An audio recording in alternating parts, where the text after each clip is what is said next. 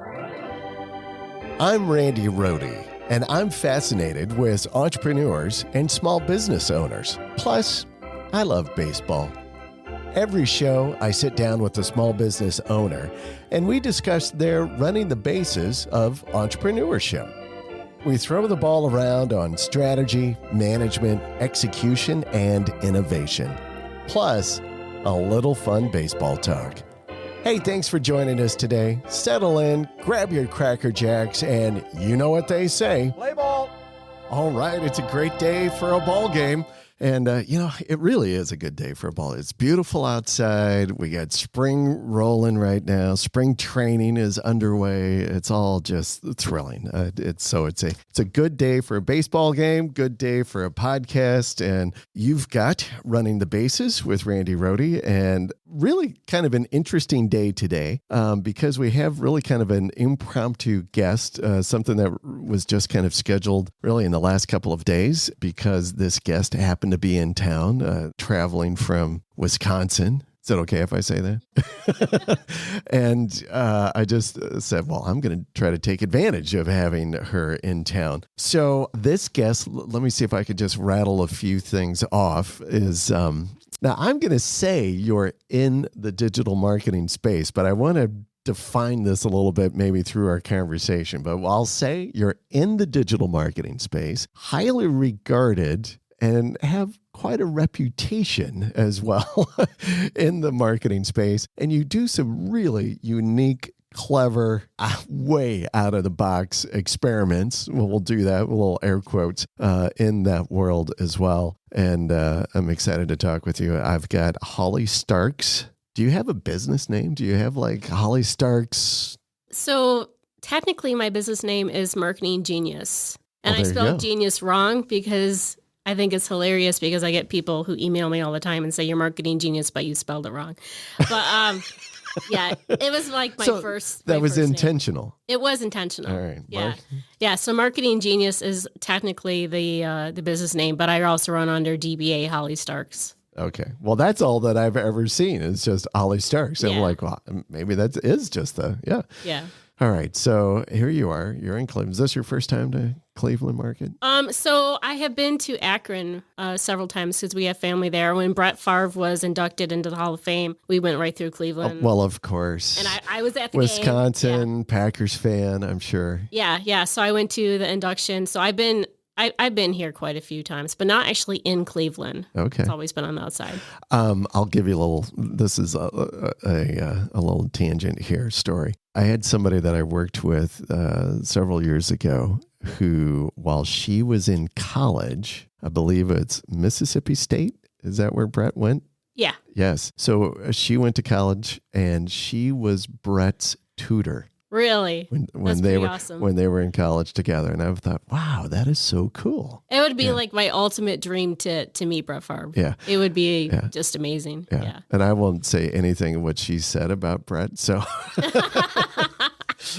because I don't want Brett knocking on my door. All right. So here you are. You're in the market. We're so excited to have you on board. So as I alluded to kind of in the intro, what do you personally call yourself in a professional standpoint, right? Do you call yourself you're a digital marketer, an SEO, a video marketer? I mean, what do you say? How do you describe, hey, I'm Holly Starks. I kind of a person who does everything. So I don't label myself as an SEO person because I don't think I do SEO. I do black hat. So I probably label myself most as a black hatter and secondly as a video marketer.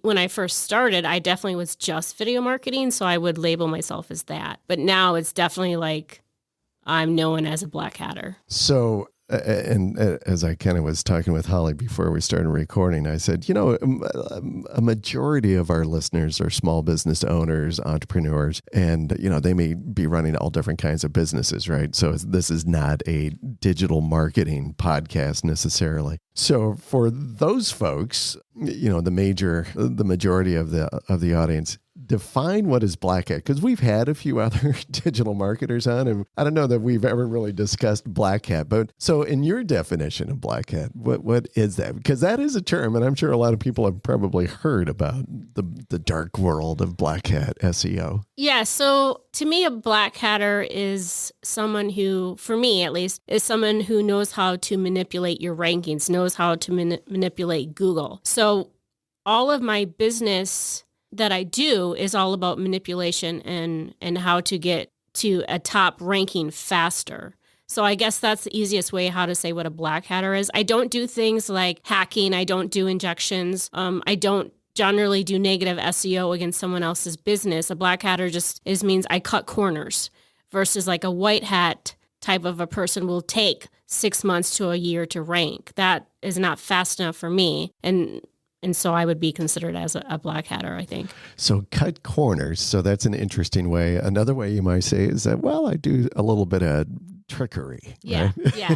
It's total trickery. You know, I show Google what I want them to see, and really that may not be what's happening. Yeah. So you have a bit of a reputation in the industry, right? So if people kind of started looking for Holly Starks and SEO and black hat, you know, they throw this stuff into a search, and you've got a bit of a reputation just in that world, right? That we navigate in with other SEO type people. What do you think is a one-word description that people would use to describe you and what you do? If they were like, oh, Holly Starks, like if I started a conversation with some other SEO guy and like, hey, you know, I was talking with Holly Starks the other day, and they're like, Holly Starks? Yeah.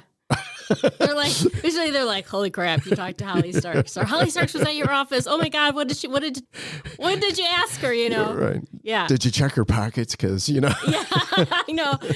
I get a lot of questions like that. I think that there's crowds that you have haters and you have people who love you. So the haters are going to say things like that I'm a hacker, or that I do a lot of like negative SEO to hurt people's business, that I don't help the SEO world. And then you're going to have the people who really like you, who follow you, who know that your training classes and courses and all the stuff that you've put out and talk about is like legit, because everything I talk about is something that I've tested. So I think you're going to have both levels, I think. And as you grow and as you succeed, you're going to pick up more haters, just because people can be jealous. In my opinion. So if people had one word, I think they would probably say something like that. One word would be hard, but probably something like a massive tester. Okay. Because that's what my business is really pushed and geared towards, testing more than anything. Right. Okay. All right. Well, that's fair. People who are not familiar with Holly and a little bit in our world. And so you may think, well, who is this person? So I do have to give a little stronger background. So Holly really is highly regarded for her training and things that she has, we'll say, kind of figured out through a testing process, trial and error and research, and putting together a methodology really to get results. And then she puts out really some terrific training around that then obviously she garners subscribers to that training and as a nice, tidy little business for her. And so she literally probably has thousands of followers, both in through her training. She's got a great YouTube channel with thousands of followers there, and she's always making appearances on a lot of other places. I mean, you speak around the world as well on these subjects. So I think I had 18, not this last year because of the pandemic, but the year before I had 18 conferences that I spoke at. Oh, in 2019? Yeah. Wow. Yeah. And so in 2017, you were awarded one of the top SEO influencers of 2017. Yeah. I mean, so you've been around. That was really cool. You do have a reputation, a good reputation, as well as this kind of black hatter out there. Yeah. So I just wanted to be sure that people kind of like, well, who is this person, right? No, she's has some notoriety in the industry, definitely. So I want to get into a few stories maybe in regards to some of this crazy stuff that you've done and do. One specifically, and then these numbers just absolutely boggle my mind. So a few years ago, and this is probably, I don't know, I'm guessing 17, 18, somewhere around in there, or maybe even more recent. But a few years ago, you've had over 3.5 million, right? 3.5 million live stream YouTube videos ranking on YouTube. So not just out there, which is like a crazy number to begin with, even thinking of producing that stuff, but you're actually ranking with that, and close to 150,000 YouTube channels. Yeah. That you specifically, not like client. These are like Holly Starks. This is my YouTube network. Yeah. I think I probably had one of the largest known out there. I don't believe in hiding. If you want to find me, I'm out there. And yeah, so along with the 3.5 million million videos, they were all live streamed, plus the 150,000 YouTube channels. I had probably well over 1 million Twitter accounts to go with that. Same with bloggers and with Tumblr. I don't remember if I just said mention Tumblr or not, but and I had 65,000 websites too. Oh my God. So I was like, and that was in 2017. And they were up for a couple years. It wasn't like I didn't get, I mean, when you do black hat, you always get caught. Yeah. You're always running. It's a cat and mouse game, definitely. Yeah. And so at some point you will get caught. And I definitely got caught in 2017 at the end of it. But they were up for 3 or 4 years. Incredible. So, probably the first question that may come to mind is like, why? What was the end result, or what was your objective, I guess, maybe in doing, and especially let's just focus on these videos as an example. So on YouTube and your activity and your just massive production on YouTube. So what was your kind of end goal? What were you thinking? And I don't know, share whatever you can, I guess, maybe what some of the results were. So we did lead generation. So lead generation is where like a business is going to call for someone to come and pick up a tree or like snow removal or plumbing. Right.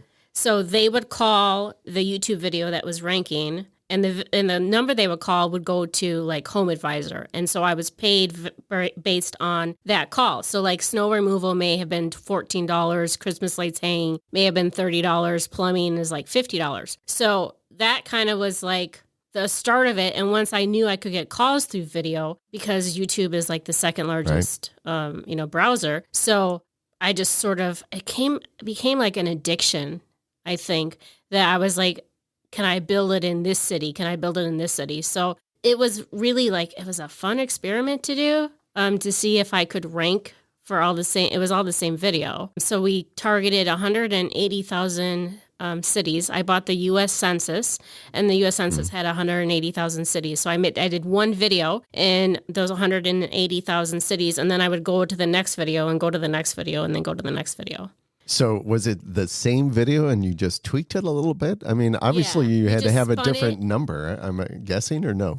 Yeah. So you just spun it. Like there's softwares out there that you can get for spinning video. So it would just spin it and change like a millisecond. So it wasn't a duplicate video. Right? Yeah. And then I had a software that was running 24 hours a day on my servers, and it would just like live stream to YouTube. So my like hands-on was really just making the first initial video. Okay. Yeah, because the 3.5 million sounds like so daunting, right? Like climbing Everest or something. Like, yeah, but it sounds like daunting, but when you have the structure of the of all the VPSs, you just set up one and then you can like mirror it. Right. And I think, I don't know, we were on some channel discussion or something together last week or a couple of weeks ago. And I remember you saying something like, listen, I'm all about automation. My business is based on automation. And if I don't do it, if I can't automate it, I don't do it. Yeah. I mean, 100% of my business is automation. So if I can build it, basically anything a human can do, a software program can do. In most circumstances. Mm-hmm. So as long as I can automate it, then we'll go heavy in it. If I can't, even if it is going to make me money, I won't do it just because I can't automate it. And I have like an addiction personality. So I have a problem stopping and like pulling myself back on it. So a part of me is like, so if you had all of these millions of videos out there and the objective was that people were finding them, calling and booking, and you were making $10 to $50, probably maybe more per call or booked. I'm like going, wow, even if you were like doing like a 1% a day or something on that, you must have been just cha-ching. Rolling. Yeah, it was like beautiful. It was rolling. And then, then one day I was on my flight home. And then one day it wasn't. And they flattened everything. They took every single YouTube video down, all of my channels down, destroyed my websites. Everything was gone one day. That's a bad day. It was terrible. That is a bad day. I mean, I never build anything that I'm not prepared to lose. Yeah. So everything that But you probably don't fully expect to lose it. No, I kind of do, though. Oh, really? Yeah, I think because I'm not shy about what I do. I don't hold back. I tell you what I'm doing. You can find me quite easily. So I'm pretty much prepared to lose it. You know what I mean? I think as a black hatter, you have to be. You can't have blinders on. I love you guys, black hatters. As soon as I even start thinking about that, I have this visual imagery of it's the 1840s and you're out there in the Wild West, and there's good black hatters that are like they're thought of being black hat, but they're really out there doing good for the common guy. And then there's the real evil, and I'm like, I'm going to put you as the good black hatter because that's just how I think of you. So that's good. Out for the good of the common man. So it was good. And then all of a sudden it wasn't so good. So how did you bounce out of that, right? So many of our listeners, and especially coming through COVID, I mean, this has been so challenging in so many ways, and especially for small business owners getting hit with something completely out of the blue. Hey, business is going well. And then all of a sudden the next day, hey, we're shut down. The state is shutting us down. I mean, that's a gut punch similar to probably what you had. So how did you respond to that? It was hard. Yeah. I mean, I had the financial stability that if I didn't want to go back to work for a year, I probably wouldn't have not had to. And to be honest, I think I probably took 3 months off because I was like, I'm going to go back to work at Menards or something like that because I didn't feel like I wanted to rebuild it again. I kind of just lost all of the oomph to do it once you lose everything. Yeah.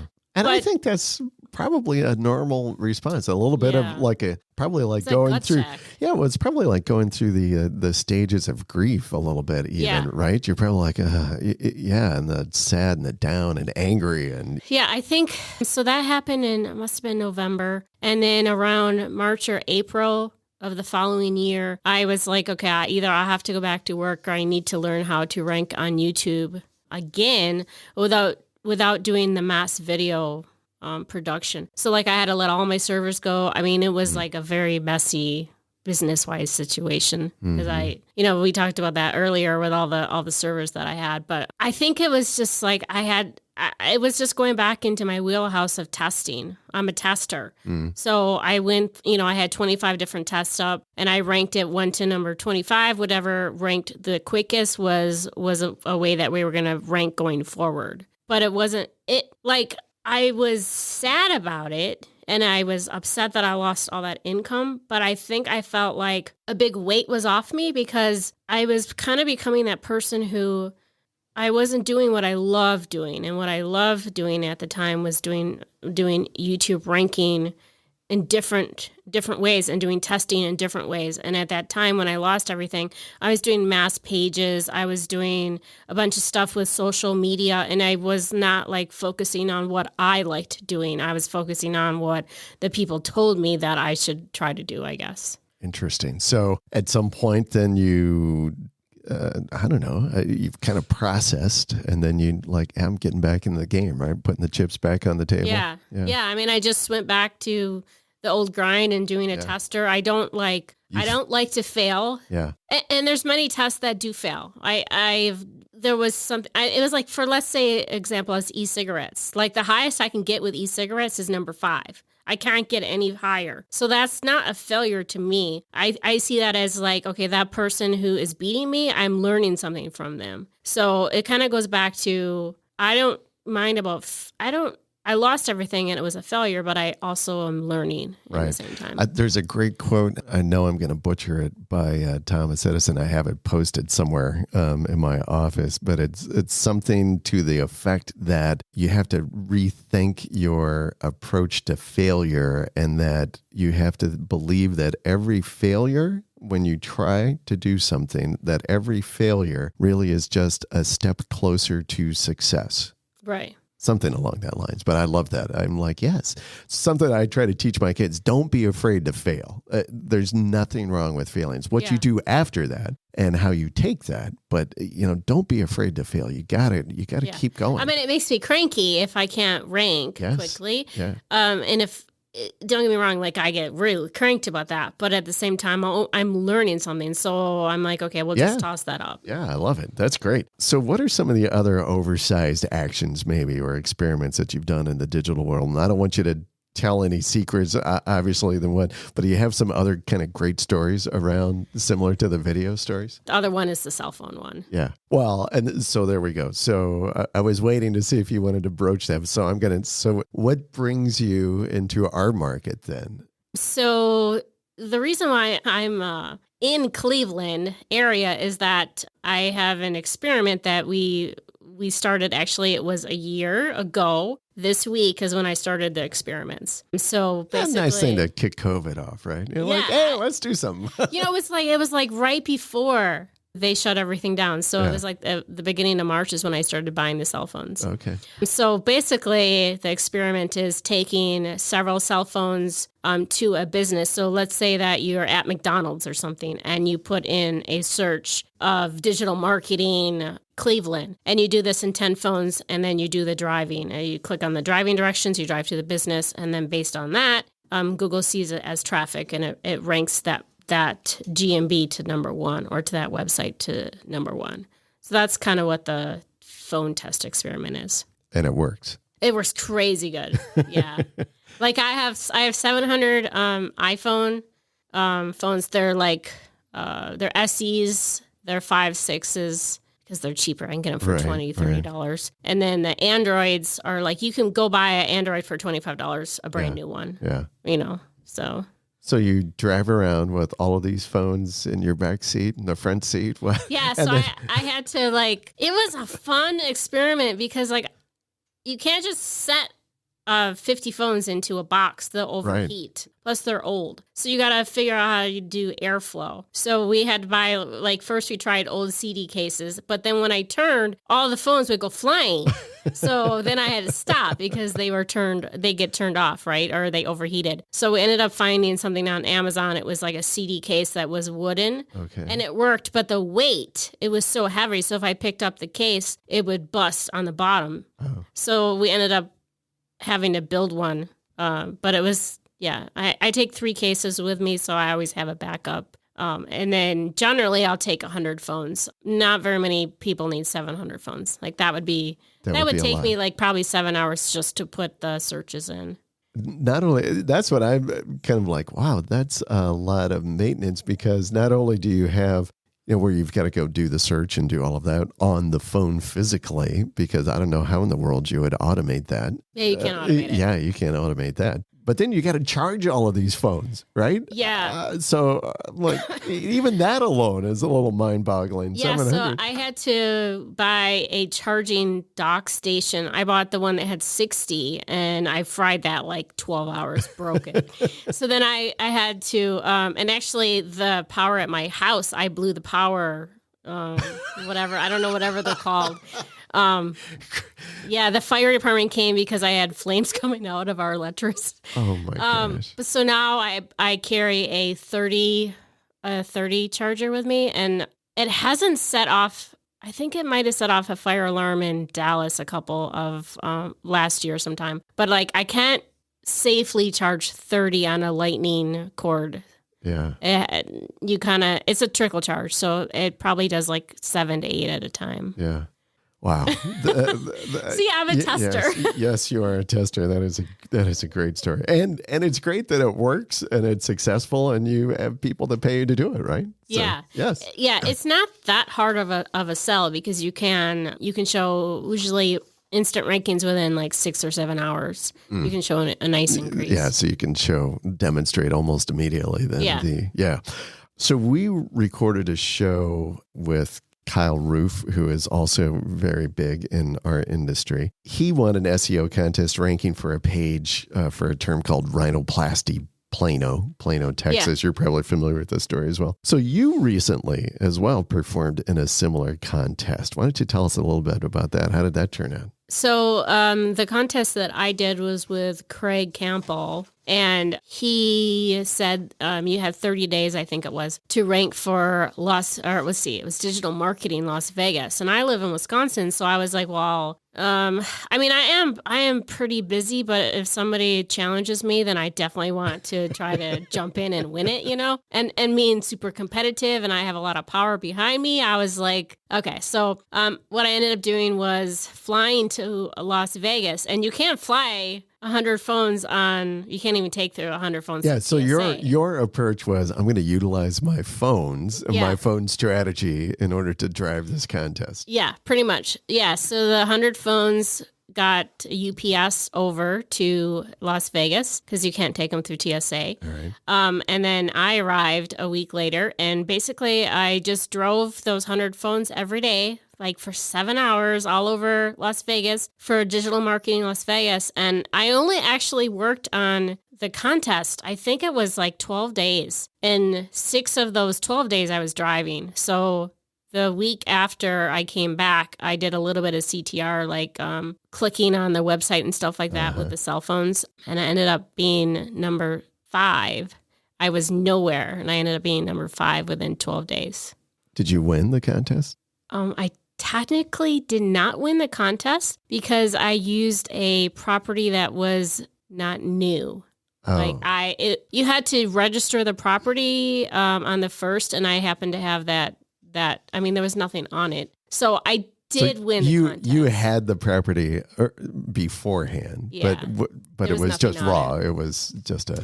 But besides that, like, I had the number 5 listing, but I mean, if you went through, like, I was like, Craig, dude, I actually totally should have won this because I have like 50 properties in the top 100 listings. So I was like, all these 50 properties are in your like your realm of your contest rules. But I am number 5 at the same time. So Did he give you the prize? The prize was not a prize. It was just bragging rights. It was just, okay. Yeah. Well, I wanted the bragging rights. I'm sure that you won a ton of notoriety and traffic just on the crazy, activity that you did on it. So, and just when you were describing that, and you're like, wow, when somebody threw down the gauntlet, I got it. So it just went back to my imagery, right? Of like the 1840s black hat dude out there. I'm like, somebody's challenging me. Yeah, I'll see you out in the dusty street. Yeah.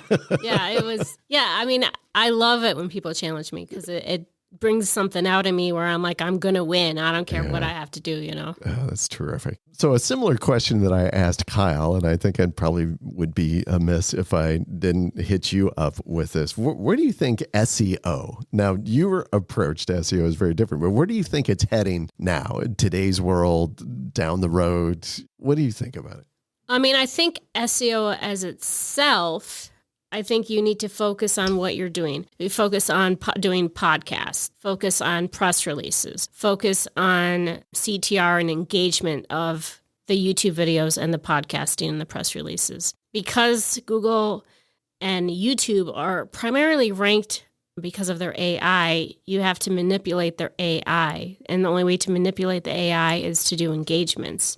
So I think going forward is definitely doing manipulation with any kind of engagement that you can do. At least that's pretty much where my focus is on going forward. All right. Good words. Good thoughts, advice for SEO. And I think, and Kyle's approach with SEO, I loved, he had some kind of it's like, when it gets down to it, it's just an algorithm. It's just a math problem. Right. And the more that you feed the math problem, you'll have success. Yeah. So. I mean, so if you have 2 plumbers. Right. And the plumber who's number 1 gets 50 more people a month that visits their website, and the plumber 2 gets only 10 people. Right. according to AI, who's going to win? It's the number one listing. Right, because it's one of the factors in the equation. Yeah. Even if it's a small business that only just opened, if they have enough engagement on that website, you're still going to raise. Yep. All right. So, Holly, do you like baseball? I like football more, but let's go for it. All right. Well, it's this time here in the show. And it's time for the 7th inning stretch. Okay, so Holly, this is the time of the show when we kind of just take a little detour from all of the general banter that we do, and we talk a little bit about baseball, and we begin to, so this is my chance. So I have my research team, they go try to find a nice question that would be relative to your industry. So they came up kind of maybe close. I don't know. I think I told them like, well, listen, Holly's a rock star in SEO. And so we really have to have a great question. And so they came up with like, okay, here's a rock star MLB fan experience question. All right. So if you've watched baseball, you know the foul balls occur in baseball, right? So just as a little factoid for you, on average, there are about 72,900 foul balls each MLB season. Wow. Right? So just a number, big number out there.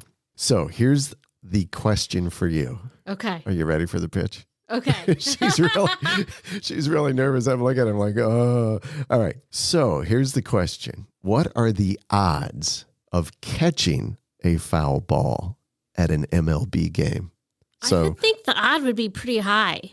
Like I have to give you a percentage? I don't know. Just, throw something out. Like 1 in, what do you think? Okay, so I've been to a few games, and I was at the Indian Angels game, rocking it out with some people, and I sat on the third baseline, and I had like 6 of them come at my head.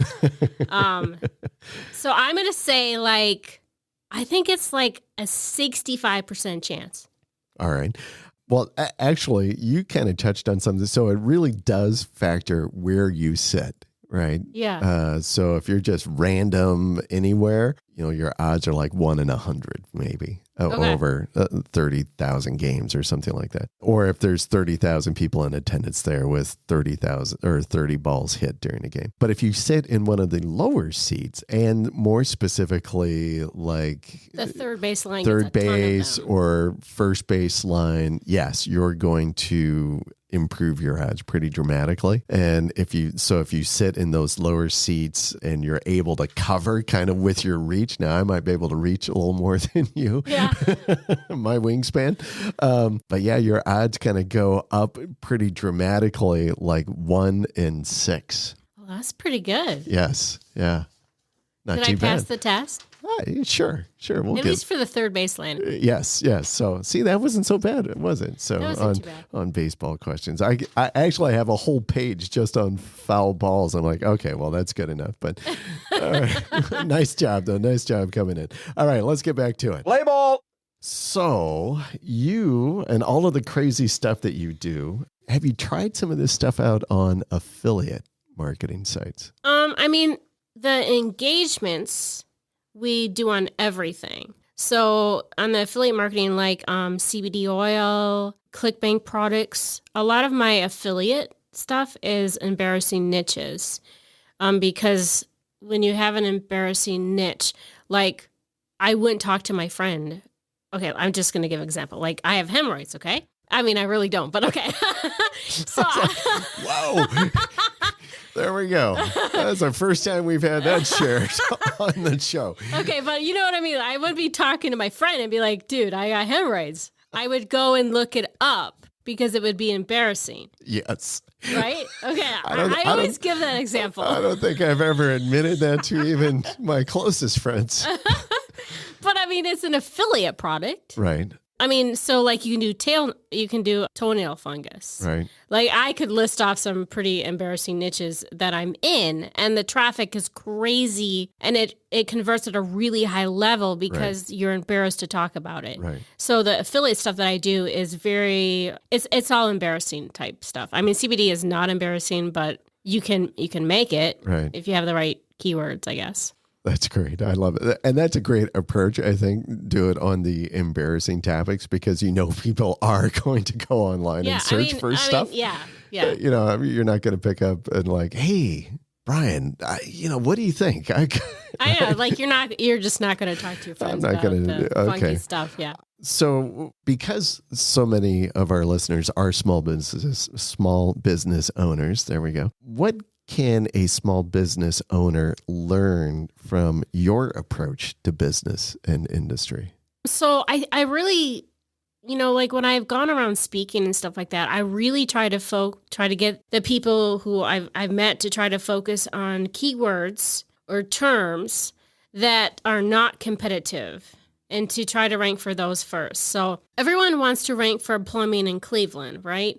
But plumbing in Cleveland, you're going to take a year or you're going to take so much out of your money and out of your budget to try to rank for plumbing in Cleveland. Instead, I'm going to try to rank for like leak repair. I'm going to try to, you know what I mean? I'm going to pick the smaller terms. I'm going to try to get keywords that have 3 or 4 words in it and gear my business towards that. So everything that I personally rank for and that my business rank for is all smaller, low competition, low fruit. Nothing is something like plumbing Cleveland, plumbing Dallas, because I want to rank right away. So I think as like a small business owner, you really have to like stop patting yourself on the back for trying to rank for plumbing. You gotta rank for the buyer keywords, obviously, and then the keywords that are not going to be competitive. Yeah, I think that's brilliant because it's a strategy that we do with our own clients as well. Because I tell the folks, that especially if they really haven't been ranking much for anything, I say, well, listen, we can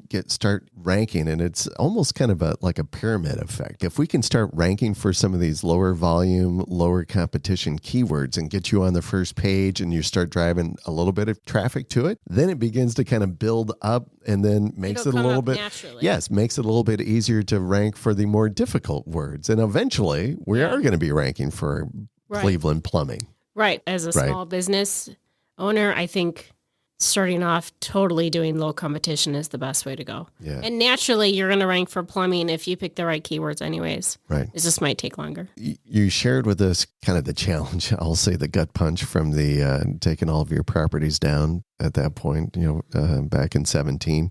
Any other obstacles that you've faced similarly, or maybe not to that extreme or whatever, but in your pursuits of your business? And have you approached those obstacles? How did you solve those issues? How did you come to solutions? I think I definitely have everyday problems in my business that I have to deal with, especially with servers and VPSs. So the new network that we've been building, we're going to use that as an example. So it was, I don't know myself how to build a website. So I had to hire someone to build a website. And then I had to hire someone else to create the video so I could watch them build the website. So my weaknesses are always going to be my struggle. So my weakness for me is for building websites and for breaking things. I think that's a weakness at the same time as it is a good thing, but it's also a weakness. So if I can get it right the first time, then I'll write everything down, but I don't usually get it right the first time. I do a lot of backtracking in my business. And so it's definitely something I'm trying to work with. I have 50 sites up and I realize I forgot to activate a plugin. I don't have something that can go and activate that particular plugin if it's custom coded on all my 50 sites. So then I have to log into all 50 sites and that takes me a half a day to do it. So I guess for me, that would probably be stuff that I could try to fix because it would be as simple as just a button pushing. In the past, my business is always surrounded around breaking things and not having things the right way anyway. So I'm kind of used to that and I can get through it a little bit easier, I guess. Sounds like as well, you've identified some of the things maybe you're not, I don't want to say not skilled, but as a weakness, I think was the word that you used. And you countered that by essentially building your team to do those things, knowing you think through I think you're very contemplative and very creative in thinking through like, well, what if we did this? And then you kind of map out a plan to kind of for the experiment, we'll say. And then in order to execute it, you gather people around you to make it happen. Yeah. And I think that's an effective leader, but it's a great approach to solving, a particular challenge as well. Right. Like if I want to know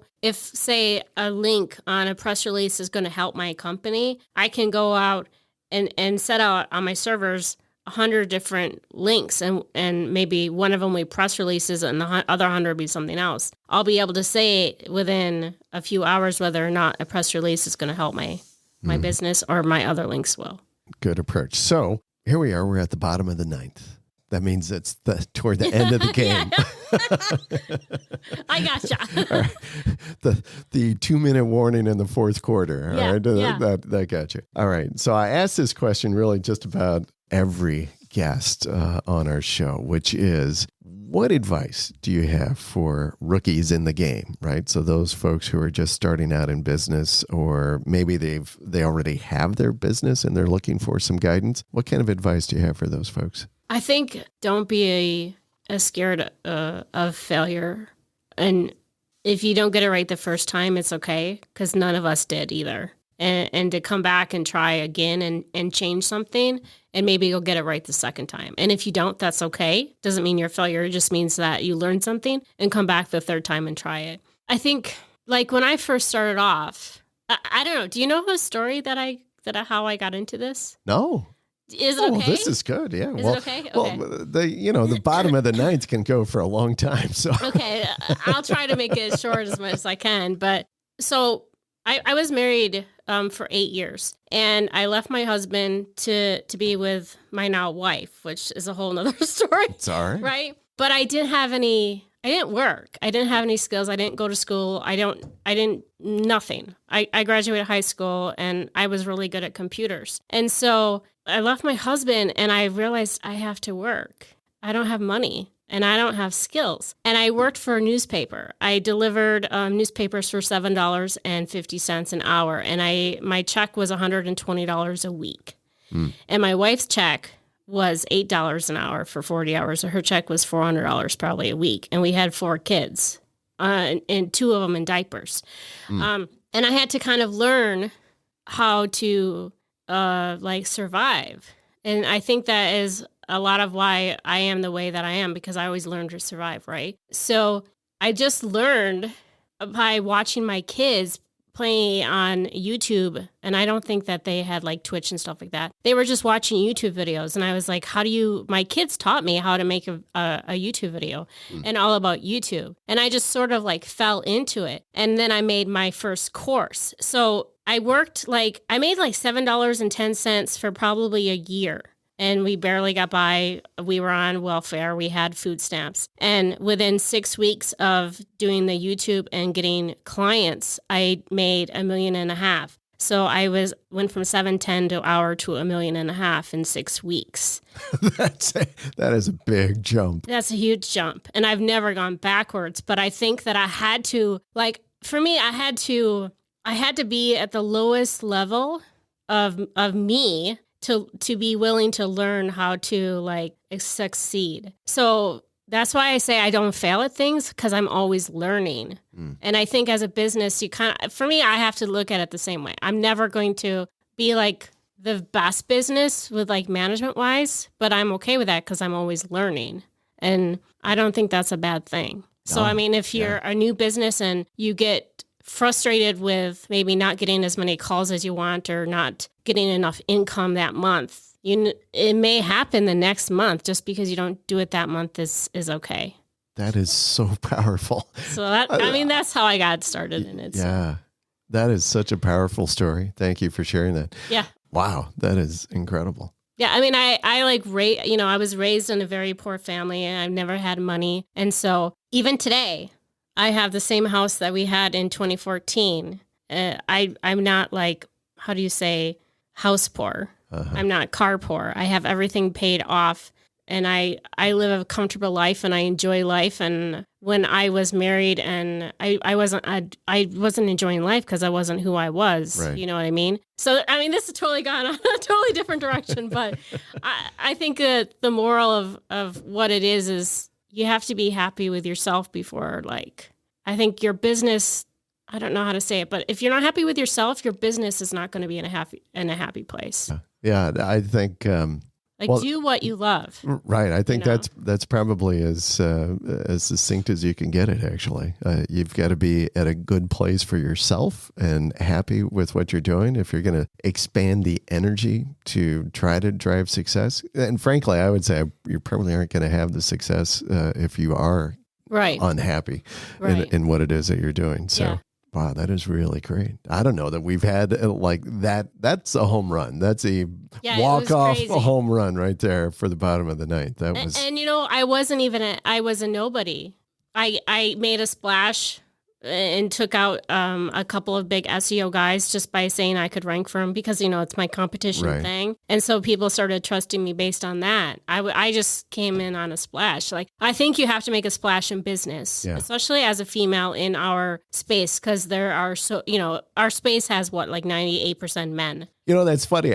When I was looking over the questions in the back of my mind, I was like, I wonder if I could ask her a question about women in the SEO world. And I thought, I don't want to, I don't want to pigeonhole. I've had people but bottom line, down. It really is though. It is a very male dominant industry. And, you are one, of a handful probably of well-known kind of women in the industry. I know of probably maybe 2 or 3 other women that are very prominent in the industry that get the love that they should. And I've had when I did have clients, I've had clients turn me down because I was a female and they said a male could do a better job at SEO, and I was like, well, that's just stereotypical. But well, that's just dumb.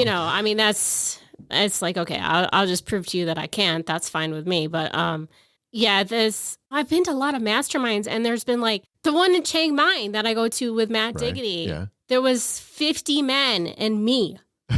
And I was like, can you get some more women in here? But yeah, I really get that a lot of times. Like, I think at most SEO conferences, it's like me and probably 2 other females. That's pretty much it. Yeah. Well, listen, I absolutely appreciate that you were here today and in the market, and it was just fun spending some time with you today. It was fun. Yeah, thanks for being on the show, agreeing to kind of impromptu, okay, sure, let's do it. Yeah.